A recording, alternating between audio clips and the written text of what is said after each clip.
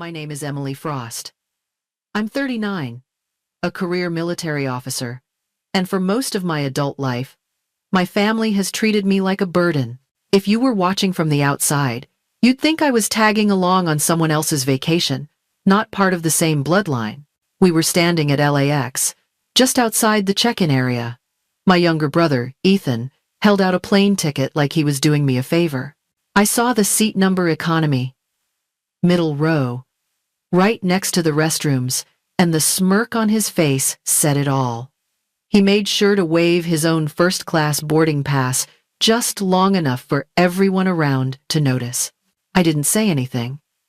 I took the ticket, nodded once, and rolled my plain black suitcase toward the security line. I was used to it. The condescending tone, the way my parents barely acknowledged me unless they needed help moving furniture or fixing a clogged sink. In their eyes, I was the one who never quite made it. It was easier to let them believe that. No one ever asked about my job. They assumed I worked in logistics or administration, paperwork, something harmless. I never corrected them, not because I was ashamed, but because it was safer that way. That morning, I wore jeans, a wrinkled t-shirt, and a hoodie with the zipper broken. I looked tired, ordinary. Ethan called me rugged, like it was a joke, and when he laughed, my mother looked away, pretending she didn't hear it. I pretended too, but inside, I wasn't tired. I was quiet, watching, waiting.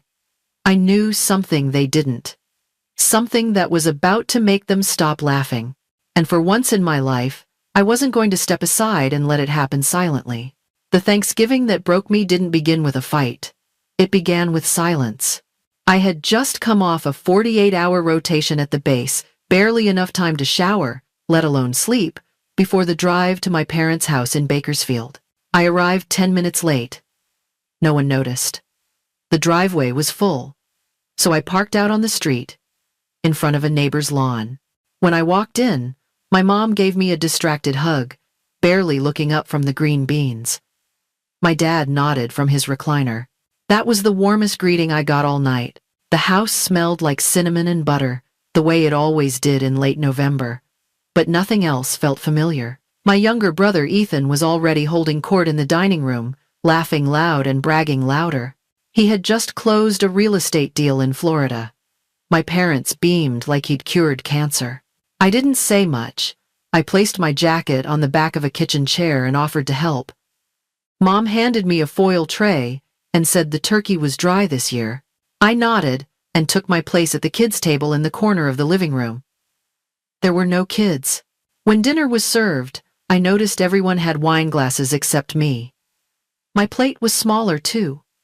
I sat next to the sliding door, where the draft came through and made my knees ache. I asked Ethan how his business was going. He grinned and asked if I was still working the front desk at that airport job. I said yes. My dad chuckled, like that was the punchline. I smiled and didn't correct him. My work required silence, and I had learned how to hold it like a shield. But that night, it didn't feel like protection. It felt like chains. After dinner, while Ethan was showing Dad pictures of his new condo, Mom asked me to take the trash out. I did. Then I came back in and washed the dishes. She said I was always so helpful. It wasn't a compliment. When it was time for dessert, the pumpkin pie was gone. They had saved a slice for Ethan's girlfriend, who was late. No one mentioned me. I sat there, chewing a piece of apple pie that tasted like freezer burn, wondering how I had become invisible in a house where I used to belong. Years ago, I lent Ethan the money to start his first company. It wasn't a lot, but it was everything I had saved on my first deployment. He never paid it back. He never mentioned it. My parents never asked. That night, as I folded napkins and cleared glasses, I looked around the table and realized something. They had written a version of me that suited their comfort. A version who was simple, small, forgettable. It was easier than facing who I really was. It let them stay the heroes of their own story. I didn't tell them about the promotion. I didn't mention the award I had received from the Pentagon just 2 weeks before. I didn't tell them I had flown over conflict zones or pulled soldiers out of burning wreckage. They didn't ask. I drove back to base in silence, the radio off, the heater humming low. I kept seeing their faces, that mix of indifference and subtle contempt. I told myself it didn't matter, that they didn't matter. But something cracked open inside me that night. A quiet, furious voice I had buried for too long. When I finally stepped into my apartment that night, the door sealed behind me with a heavy click that felt more like a vault closing than a home greeting its owner. The lights came on automatically, revealing a space that looked nothing like the picture of struggle my family carried in their heads. Every surface was clean, every line sharp, every corner monitored by systems they would never recognize. It was a sanctuary built for solitude and security, not comfort. I set my grocery store jacket on the back of a chair and let the weight of the night fall from my shoulders. Then I walked to the bedroom and pulled off the loose sweatshirt that helped me blend in with the world they believed I belonged to. My reflection in the mirror stopped me for a moment. The muscles in my arms were corded from years of training. My ribs carried faint bruises from a drill last month. And across my left side was the familiar scar that never let me forget the valley in Afghanistan. I traced it once and felt the quiet throb of memory. There was nothing fragile about the woman in that mirror. Nothing small. Nothing that matched the way they talked about me over holiday dinners. I opened the secure locker at the foot of my bed and lifted the lid. Inside, my service jacket lay folded with the precision of a ritual. The silver insignia on the collar caught the light, bright and sharp against the dark fabric. When I lifted the uniform, I felt the shift, like stepping back into my own skin. This was the version of me they never bothered to imagine. I placed the jacket against my chest for a moment and breathed. This uniform had walked into war zones, briefed generals, and held the line during nights when the world hung by a thread. Yet, to my family, I was still the girl who could not get her life together. The contrast stung, but it also centered me. Their story about me was small because they needed it to be small. Mine was larger than they would ever know. For the first time since Thanksgiving, I felt steady again. Quiet, but steady. There's a box I keep in the bottom drawer of my desk. It's metal, dented on one side, with a latch that sticks if you don't press just right. Inside are 10 years' worth of letters, all of them addressed to the people I used to call family. I wrote them from tents lit by kerosene, from barracks under lockdown, and once from the cargo bay of a transport plane mid-flight. I wrote about things I couldn't tell anyone else. Not secrets, just moments. Fear. Dust. The quiet way you start humming the national anthem when you're sure the engine's about to fail. None of those letters were ever answered. Most were never even acknowledged. I know, because I asked once, lightly, over the phone. My mom said they must have gotten lost. My brother laughed and said I should try email next time. The money always got through, though. I wired Ethan a few thousand when his business hit a rough patch. I sent my parents what I could after Dad's hip surgery. I never got a thank you, just more requests. Always polite, always wrapped in small talk, but always timed like clockwork. It took me years to stop seeing it as love in disguise, to realize they had never been curious about my life unless it served their own. They never asked about my deployments, never wondered why I didn't come home for Christmas. They just assumed I preferred distance, and I let them. Now, when I open that box, the paper smells like sand and sweat and something close to grief.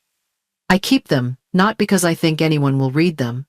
I keep them to remind myself that I tried. I reached out. I gave them my words, my stories, and they chose to ignore all of it. That used to break me. But not anymore. They don't have to know who I am. They lost that right when they stopped listening. I'll stay silent. For now. But the next time they try to shrink me, they'll realize just how big the silence can be. The airport was packed, loud with the sound of wheels dragging across tile and people calling out gate numbers. I carried both my suitcase and my mother's oversized duffel while Ethan walked ahead, tapping at his phone like he didn't know I was behind him. My shoulder ached from the weight. But I didn't say anything. We reached the check-in kiosk, and Ethan turned around with a grin that made my stomach turn. He held up 2 boarding passes, waving them like prizes. One was for him, first class, window seat. The other he handed to me like he was offering leftovers. Middle seat, row 37, right beside the restroom. I took it without a word. He looked disappointed that I didn't react, that I didn't beg or ask for something better. I had learned not to give him that kind of satisfaction. My mother leaned in and whispered just loud enough for me to hear. Maybe walk a few steps behind us. It's just better for appearances. I nodded. Not because I agreed, but because I was too tired to pretend anymore. My boots felt heavier than they should have. My mouth tasted like metal. As we moved through the terminal, I noticed how people looked at us. Ethan, in his designer jacket, Mom, in pearls, and me, dragging luggage in faded jeans and a jacket with a torn sleeve. The image was perfect for them.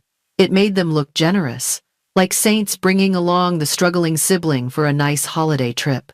I hated that they believed their own story, that they thought this made them kind. At security, Ethan stepped forward first, joking with the TSA agent like they were old friends. I stood behind, invisible, holding 3 trays while they passed through without pause. No one offered to help. No one even glanced back. When we cleared the checkpoint, Ethan tossed me a snack bar and said something about how it must be nice not to have real responsibilities. I smiled. Just a little, just enough to keep the peace. But inside, something was shifting. They didn't know it, but they were seconds from seeing the person they had ignored their whole lives. And this time, I wasn't going to let it slide. I handed my ID to the TSA agent without a word. It was a government-issued military clearance card, encoded and classified. He scanned it, then blinked as the monitor in front of him flashed red and emitted a sharp, rising tone that cut through the airport noise like a blade. In less than 3 seconds, the atmosphere shifted. The TSA line froze. The chatter stopped. A voice on the radio barked orders. And within moments, 2 Homeland Security officers appeared on either side of the checkpoint. One looked at me, then at the screen, then stood straighter and tapped his earpiece. I stayed calm. I knew what was coming. Ethan didn't. He was waiting just past the scanners, holding his Starbucks and grinning at a flight attendant. Our mom stood behind him, confused by the sudden tension. Then came the sound that turned heads in every direction. The overhead speaker crackled. Code red. Clearance override requested. Military escort incoming. All civilian movement restricted. And then the glass doors slid open. A group of 6 uniformed officers moved in like a wave, surrounding me without hesitation. Their eyes never left mine. The tallest among them stepped forward, saluted me with precision, and addressed me by full rank. Colonel Frost, we've been instructed to expedite your passage. Right this way, ma'am. Gasps rippled through the waiting passengers. Phones came out like reflex. I saw one woman cover her mouth. A child pointed. Ethan's face drained of color, mouth half open. Mom looked from me to the officers, then back again, as if seeing me for the first time in her life. The agents formed a perimeter as we moved past the checkpoint. No one else walked through. No one dared. One of the TSA officers stepped aside, murmuring something about security clearance above his pay grade. I didn't look back, but I felt the weight of their stares pressing against my back. For the first time in that terminal, I wasn't the background. I wasn't the extra. I was the mission. And the moment felt bigger than vindication. It felt like truth, finally taking up space.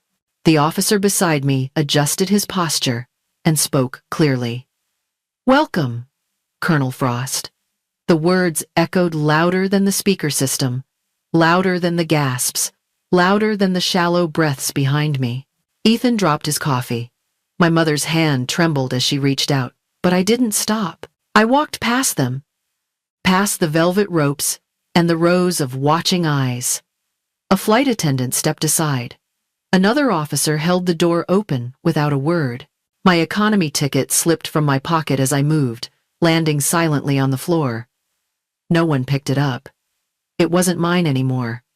I didn't belong in that seat. I never did. People moved out of the way like water parting for something unstoppable. I kept my eyes forward, back straight, heart steady. There was nothing left to explain, nothing left to prove, and no one left to wait for. The cabin of the military transport was dim, humming with the low, steady sound of jet engines. I sat near the rear, boots crossed, harness loose around my waist. Outside the small window, the sky was dark blue and endless, stretched out like the future I had just stepped into. I pulled out my phone. The notifications were endless. Videos of the airport moment had gone viral. Thousands of comments. Headlines spinning. Ethan's name was trending for all the wrong reasons. There were think pieces, threads, and side-by-side photos of him grinning while I stood silent behind him. Messages poured in. My mother had sent 3 voicemails, one full of apologies, another asking for a second chance. Garrett texted something about how he didn't mean it, how he never realized they all wanted to fix it now that the world had seen. I stared at the screen for a moment. Then I powered it off and slid it into my bag. The silence was instant. Clean. Like shutting a door and finally locking it behind you. I reached for the small tin cup of bourbon the crew had offered and took a slow sip. The burn was soft, almost sweet. My shoulders dropped an inch. I leaned back and let the hum of altitude settle into my chest. No noise, no guilt, just space. I didn't feel angry, not anymore. What I felt was distance. The kind you earn, not escape. I was 40,000 feet above everything they used to make me feel small for. And I wasn't coming back down. The last time I saw them was in Hawaii. Garrett had tracked me down through someone at the embassy and begged for a meeting. He said it was about closure, about healing. But the moment I walked into the restaurant, I saw the tripod already set up by the table. He stood when I arrived, arms wide, fake smile locked in. My mother looked tired, too polished, like someone had coached her for the moment. I sat without speaking.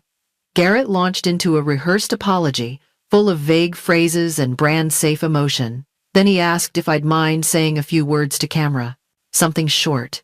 Something that would clear the air. He said his career couldn't take another hit. I looked at him, then at her. And for once, I didn't feel rage. I didn't feel wounded.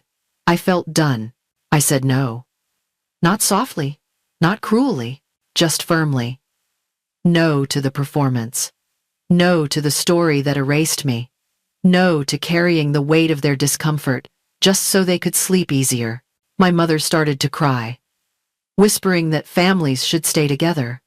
I told her I agreed. But this wasn't family.